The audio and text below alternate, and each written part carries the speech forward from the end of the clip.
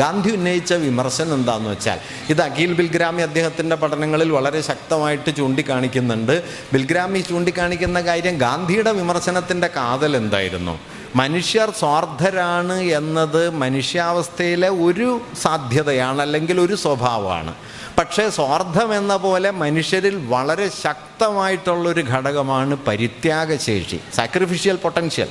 മനുഷ്യർ പരിത്യജിക്കാൻ ശേഷിയുള്ളവരാണ്. ഗാന്ധി പറയുന്നത് ഈ പരിത്യാഗശേഷി ക്രിസ്തുവിലോ അല്ലെങ്കിൽ രക്തസാക്ഷികളിലോ മാത്രമൊന്നുമല്ല, മറിച്ച് ഒരു സാധാരണ മനുഷ്യനിൽ ഈ പരിത്യാഗശേഷിയുണ്ട്. അദ്ദേഹം രണ്ട് മൂല്യങ്ങളെ ഈ പരിത്യാഗത്തിൻ്റെ ആവിഷ്കാരങ്ങളായി കാണുന്നു. ഒന്ന് സ്നേഹം, മറ്റൊന്ന് വാത്സല്യം.